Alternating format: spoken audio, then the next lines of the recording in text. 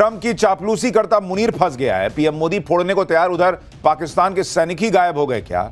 सबसे पहले इसका चैप्टर। प्रधानमंत्री नरेंद्र मोदी ने मुस्लिम देशों में जाकर ऐसी धूम मचा रखी है कि दुनिया देख रही है। मुस्लिम देशों के सुल्तान हो, वहां के किंग हो, वहां के नेता हो, वहां सारे के सारे प्रधानमंत्री नरेंद्र मोदी के सामने ऐसा लग रहा है बिछे हुए। भारत को गजब सम्मान मिल रहा है और ये मुस्लिम देश पीएम मोदी का ऐसा सम्मान कर रहे हैं जो सम्मान इन मुस्लिम देशों ने आज तक बहुत कम नेताओं का किया है।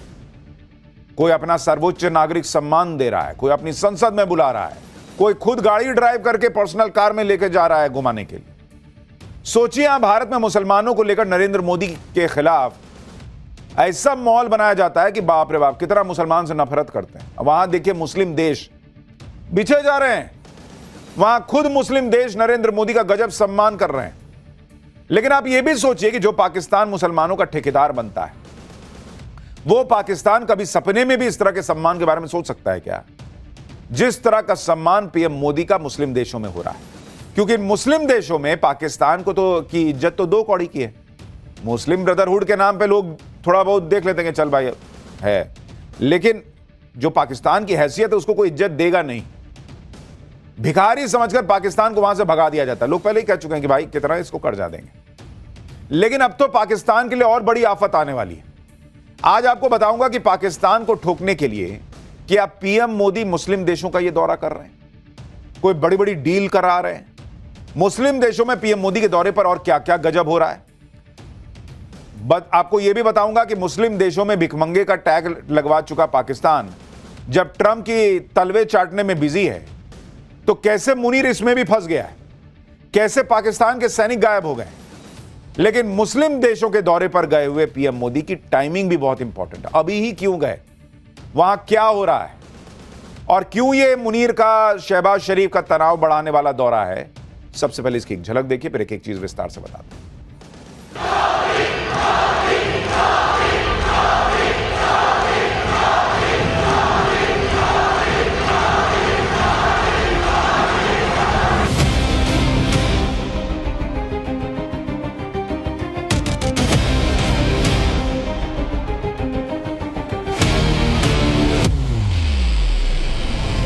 भारत ने सिर्फ पॉलिसी नहीं बदली है, भारत ने अपना इकोनॉमिक डीएनए बदला है।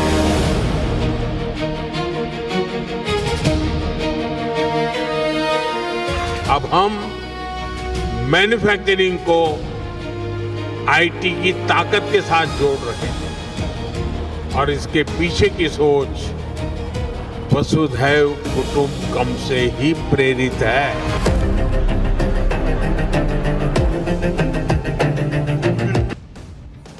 मुस्लिम देशों में पीएम मोदी के दौरे की सबसे धाकड़ तस्वीर ओमान से आई है। जिस मुस्लिम देश ओमान में धुरंधर फिल्म को बैन करवा के मुनीर, शहबाज और पाकिस्तान खुद को धुरंधर समझ रहे थे, मोदी ने ओमान जाते ही इनका छछूंदर बना के छोड़ दिया। ओमान ने पीएम मोदी को अपना सर्वोच्च नागरिक सम्मान दे दिया। भाई सोचिए मुनीर और शहबाज की क्या हालत हो रही होगी। ये वो सम्मान है जो ओमान ने बहुत कम विदेशी नेताओं को दिया है। नेल्सन मंडेला और क्वीन एलिजाबेथ जैसी हस्तियों को ओमान ने यह सम्मान दिया था। अब जाकर नरेंद्र मोदी को भी यह सम्मान मिल गया है। ओमान ने पीएम मोदी को ओमान का सर्वोच्च नागरिक सम्मान, ऑर्डर ऑफ ओमान से सम्मानित किया। खुद ओमान के सुल्तान हैथम बिन तारिक ने पीएम मोदी को सर्वोच्च सम्मान से सम्मानित किया। आप देखिए कि पीएम मोदी को बैक टू बैक 2 दिन में 2 सर्वोच्च सम्मान मिले। आपको क्या लगा खाली पाठशाला को सम्मान मिल रहा है? देश का भी सम्मान बढ़ रहा है। पीएम मोदी को देखिए क्या सम्मान मिला है। इससे पहले इथियोपिया ने भी पीएम मोदी को सर्वोच्च सम्मान दिया था। कुल मिलाकर अब तक करीब 29 देश पीएम मोदी को सर्वोच्च सम्मान दे चुके हैं और यह अपने आप में एक रिकॉर्ड जैसा है। और ऐसा जलवा दुनिया में किसी और नेता का इस वक्त तो नहीं दिखता। इसलिए यह एक तस्वीर पाकिस्तान के लिहाज से बहुत इंपॉर्टेंट है। क्यों, अभी आगे बताऊंगा। जिस ओमान ने पीएम मोदी को सर्वोच्च नागरिक सम्मान दिया, वो ओमान कोई एक ऐसा वैसा देश नहीं है बॉस, कोई ऐरा गैरा देश नहीं है। ओमान सबसे अमीर मुस्लिम देशों में ओमान का नाम आता है। ओमान वो देश है जिसकी करेंसी के सामने डॉलर भी पानी भरता है। अगर आप देखिएगा कि ओमान की करेंसी की क्या हालत है, ओमान की करेंसी, वहां की हालत देखिए आप। रियाल चलता है वहां, एक रियाल इज इक्वल टू $2.6, यानी दुनिया में चलता है कि $1 के हिसाब से आपके करेंसी का क्या रेट हुआ, वहां रियाल जो है वो $2.6 का एक रियाल पड़ता है बॉस, इतने ही उसके करेंसी की वैल्यू है। वहां तेल और गैस का भंडार है रियाल के अंदर, माफ कीजिएगा ओमान के अंदर। हाई इनकम कंट्री है और इनकम टैक्स है ही नहीं, इनकम टैक्स नहीं है क्योंकि इतना पैसा है तो सबसे इनकम टैक्स लेना छोड़ा हुआ है कि चलो ऐसे ही हो जा रहा है काम। आप ये भी देखिए कि पीएम मोदी अपना ओमान का दौरा पूरा करके जब लौटने लगे तो ओमान के डिप्टी पीएम एयरपोर्ट पर ड्रॉप करने आए। मुस्लिम कंट्री के डिप्टी पीएम ने नमस्ते की मुद्रा में हाथ जोड़ के पीएम मोदी को विदा किया कि चलिए ठीक है, आए, बहुत अच्छा लगा, नमस्ते। ये तस्वीर अपने आप में बहुत कुछ कहती है। इससे पहले जब पीएम मोदी ओमान दौरे पर आए थे तो भी रेड कारपेट बिछाकर पीएम मोदी का तगड़ा स्वागत हुआ। उससे पहले जॉर्डन गए हुए थे, जॉर्डन में खुद जॉर्डन के क्राउन प्रिंस ने पीएम मोदी के लिए कार ड्राइव की थी। जॉर्डन के क्राउन प्रिंस खुद कार चलाकर पीएम मोदी को एयरपोर्ट छोड़ने गए थे। इतना ही नहीं, जॉर्डन के क्राउन प्रिंस तो रनवे पर तब तक खड़े रहे जब तक पीएम मोदी प्लेन में न चढ़ गए। पीएम मोदी के ओमान दौरे की एक एक तस्वीर वायरल हो रही है। जब पीएम मोदी ओमान पहुंचे, उन्होंने कान में कुछ ऐसा पहना हुआ था जिसको लोग कुंडल बताने लगे कि अरे मोदी जी ओमान गए तो कुंडल पहन लिए। सोशल मीडिया पर चर्चा होने लगी कि पीएम मोदी ने कुंडल पहने हुए हैं, पीएम मोदी ने ये कुंडल पहना है, क्या पहना है, ये सब चर्चा होने लगी। बाद में जाके क्लियर हुआ कि कुंडल उंडल नहीं पहने थे, उनके कान के पीछे यहां पे ईयर पीस लगा हुआ है। ये एडवांस्ड ईयर पीस ट्रांसलेशन में मदद करता है, क्योंकि पीएम मोदी जो बोल रहे हैं, ओमान के नेता जो बोल रहे हैं, दोनों के बीच जो है वो एक तारतम्यता बनी रहे। तो पीएम मोदी देखिए कान के पीछे वो ट्रांसलेटर लगाए हुए हैं, तो वो रियल टाइम ट्रांसलेट करके बता रहा है कि पीएम मोदी को वो क्या बोल रहे हैं और फिर पीएम मोदी जो उनसे बात कर रहा है। तो ये कुंडल नहीं था। मुस्लिम देश ओमान ने पीएम मोदी के स्वागत में कोई कमी नहीं रखी। ओमान में पीएम मोदी के स्वागत में भारतीय कलाकारों ने प्रस्तुति दी, जिसे पीएम मोदी ने भी बहुत ध्यान से देखा। वहां वंदे मातरम की गूंज सुनाई दी। यहां वंदे मातरम पे हंगामा हो रहा है, क्या है, वंदे मातरम नहीं बोलेंगे। वहां मुस्लिम देश में वंदे मातरम की गूंज सुनाई दी। ओमान में रहने वाले भारतीयों ने वंदे मातरम गीत के साथ पीएम मोदी का स्वागत किया।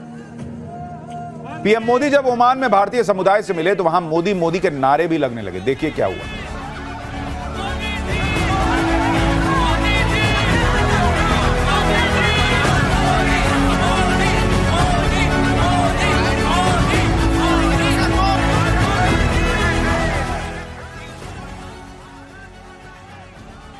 ओमान में पीएम मोदी ने भारतीय समुदाय को भी संबोधित किया। जिस हॉल में पीएम मोदी का कार्यक्रम था, भाई ठसाठस भरा हुआ था, खचाखच भरा हुआ था। पीएम मोदी से मिलने, उनके साथ सेल्फी लेने की होड़ लग गई। एक फोटो सर मेरे साथ, एक फोटो मेरे साथ, देख रहे हैं, पूरा एकदम खच खच भरा हुआ है। पीएम मोदी के लिए भारतीय समुदाय में जबरदस्त क्रेज दिखा। पीएम मोदी जब भाषण देने आए, भाई साहब मोदी मोदी होने लगा, पूरा हॉल गूंजने लगा, बोल ही नहीं पा रहे, इतना मोदी मोदी हो गया। सुनिए क्या हुआ।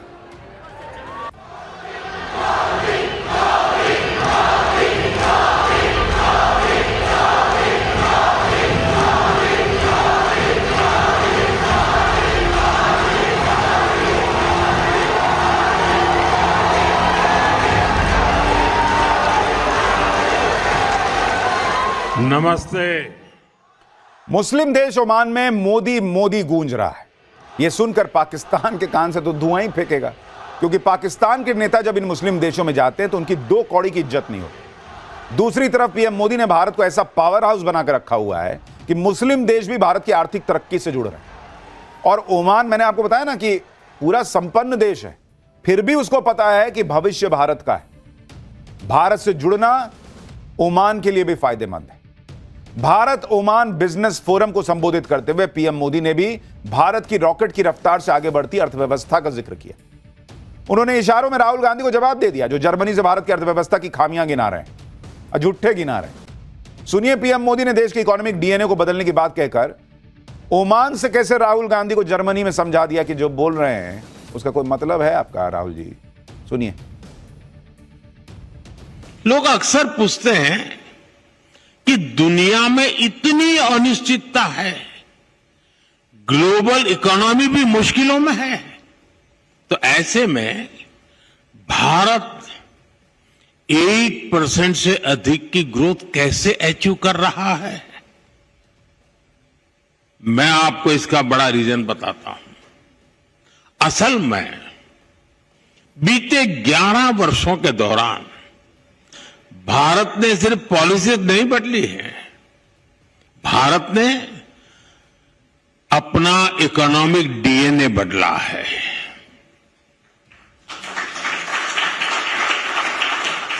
अब हम मैन्युफैक्चरिंग को आईटी की ताकत के साथ जोड़ रहे हैं और इसके पीछे की सोच वसुधैव कुटुंबकम से ही प्रेरित है। ओमान दौरे पर पीएम मोदी ने वो डील भी कर डाली जिसके लिए 2 साल से बातचीत चल रही है। आज पीएम मोदी और ओमान के सुल्तान की मौजूदगी में दोनों देशों के बीच फ्री ट्रेड एग्रीमेंट हो गया। भारत के व्यापार को बढ़ाने के लिए पिछले 6 महीने में पीएम मोदी ने यह दूसरा फ्री ट्रेड एग्रीमेंट किया है। इससे पहले यूके से ऐसी डील हो चुकी है। दोनों देशों के बीच हुए फ्री ट्रेड एग्रीमेंट से दोनों देश बिना टैक्स के एक दूसरे के मार्केट को एक्सेस कर सकते हैं। इससे व्यापार और निवेश बढ़ता है, दोनों देशों को फायदा होगा। भारत और ओमान के बीच आज कॉम्प्रिहेंसिव इकोनॉमिक पार्टनरशिप एग्रीमेंट हुआ है। यह समझौता गल्फ इलाके में भारत की मौजूदगी को मजबूत करेगा। खास बात यह है कि ओमान ने अपने 98% से ज्यादा सामान पर भारत से आने वाली चीजों पर ड्यूटी 0 कर दी है, जैसे कपड़े, जूते, ज्वेलरी, मशीनरी, दवाइयां और गाड़ियां। इसके अलावा ओमान ने भारत के लिए अपना सर्विस सेक्टर भी खोल दिया। सर्विस सेक्टर में 127 क्षेत्र ऐसे हैं जहां भारत को पहले से ज्यादा मौका मिलेगा, जैसे computer, business, education, health. Bharat ने ओमान से आने वाले 78% सामान पर टैरिफ भी कम किया है, लेकिन दूध, चाय, रबर, सोना, चांदी जैसी चीजों को बाहर रखा है। ओमान में भारतीय प्रोफेशनल्स के लिए आसानी होगी। ओमान में जो भारतीय कंपनियां काम कर रही हैं वो अपने यहां 50% स्टाफ अब इंडिया से रख सकती है। पहले यह लिमिट 20% की थी। भारतीय कंपनियों को ओमान में 100% इन्वेस्टमेंट की इजाजत मिल गई है। इसी तरह 4 ऐसे सेक्टर हैं जिसमें ओमान ने पहली बार किसी देश को ट्रेड करने की इजाजत दी है। पहली बार। ओमान ने इससे पहले साल 2006 में अमेरिका के साथ इस तरह की डील की थी।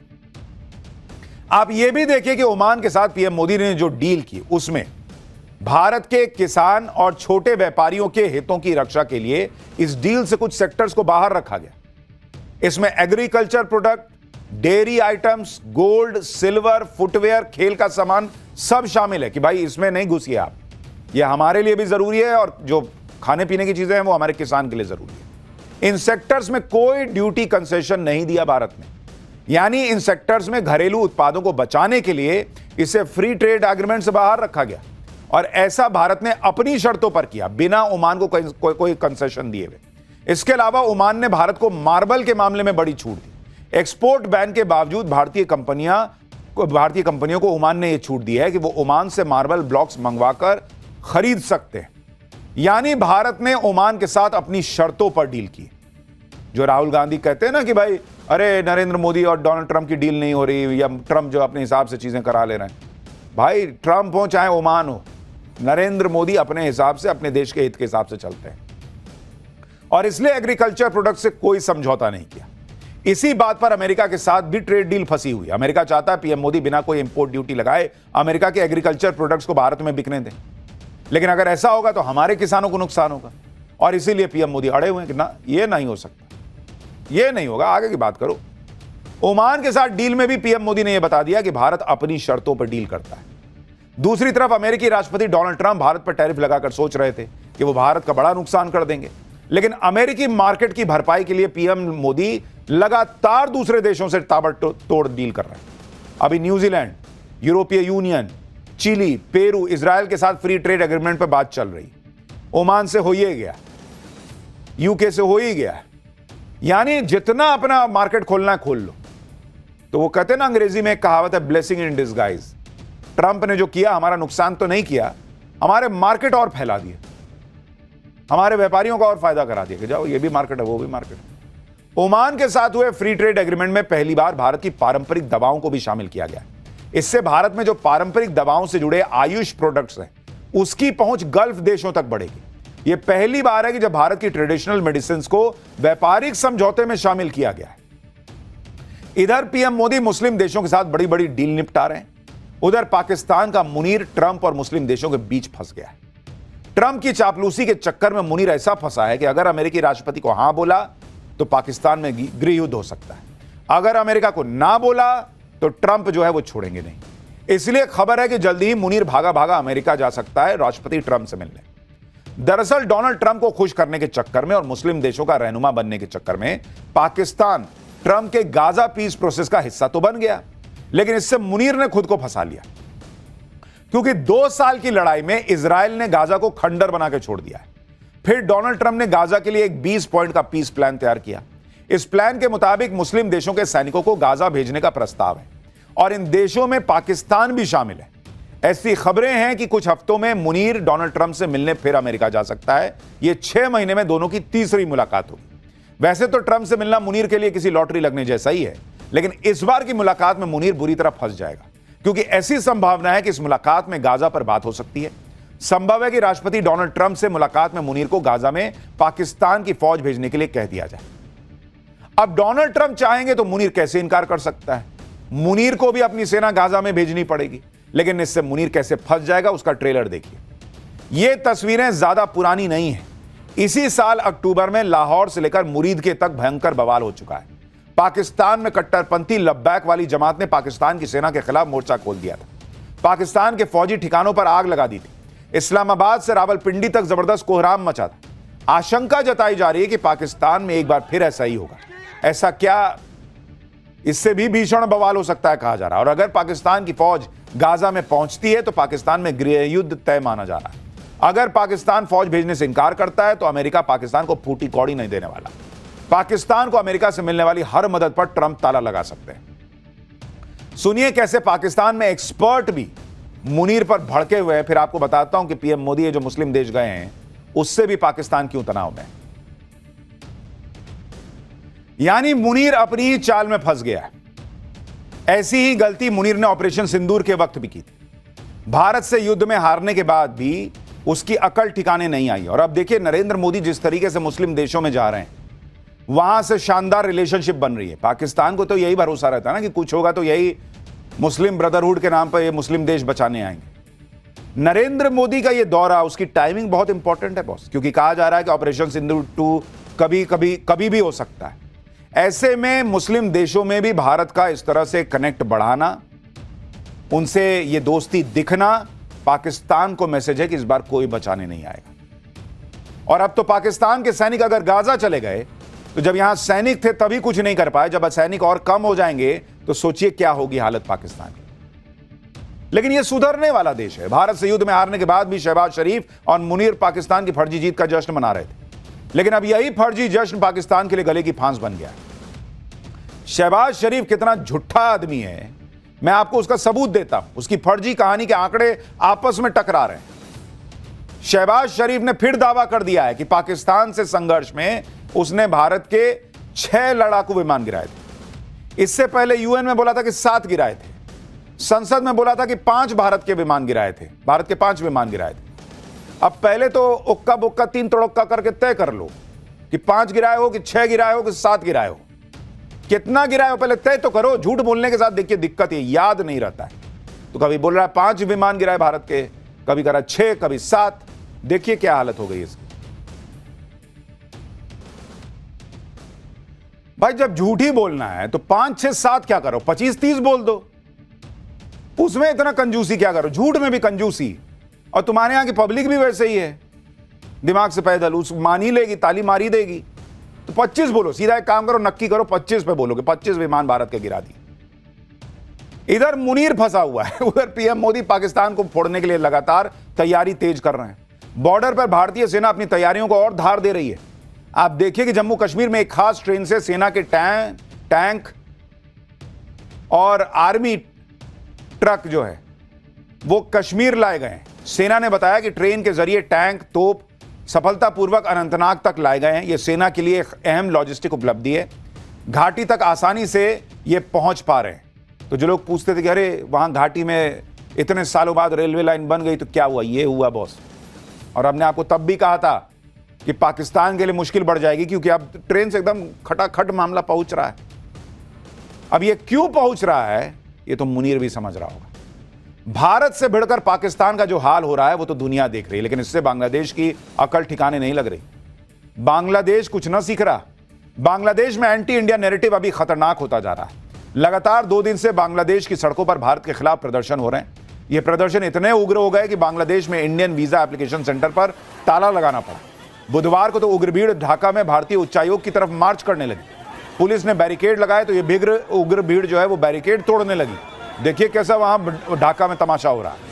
कल ढाका में प्रदर्शन हुआ, अब ये उग्र प्रदर्शन बांग्लादेश के बाकी शहरों में फैल रहा है। बांग्लादेश के राजशाही में भारतीय सहायक उच्चायोग के बाहर प्रदर्शन हुआ। पुलिस को भीड़ को नियंत्रित करने में मशक्कत करनी पड़ी, क्योंकि इस्लामी कट्टरपंथियों ने हमले की धमकी दी।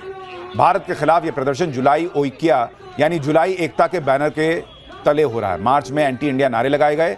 शेख हसीना को बांग्लादेश को सौंपने की मांग की गई। इससे एक दिन पहले बांग्लादेश की नेशनल सिटीजन पार्टी के नेता हसनत अब्दुल्ला ने भारत के उत्तर पूर्वी राज्यों को अलग थलग करने की धमकी दी थी। जब बांग्लादेश में हालात बेकाबू हो गए तो भारत ने बांग्लादेश की क्लास भी लगाई। विदेश मंत्रालय ने बांग्लादेश के हाई कमिश्नर रियाज हमीदुल्लाह को समन किया। भारतीय उच्चायोग के बाहर हुए उग्र प्रदर्शन को लेकर बांग्लादेश से खड़ा विरोध जताया गया। भारत ने कहा कि वो बांग्लादेश की अंतरिम सरकार से उम्मीद करते हैं कि वो कूटनीति की मर्यादाओं को ध्यान रखकर सुरक्षा सुनिश्चित करेगी। यानी पाकिस्तान तो है ही, इधर धीरे धीरे थोड़ा बांग्लादेश के कट्टरपंथी भी उछल रहे हैं। नीतीश का बुर्का कांड, जावेद अख्तर ने क्या कहा जो कट्टरपंथी हजम नहीं कर पाएंगे।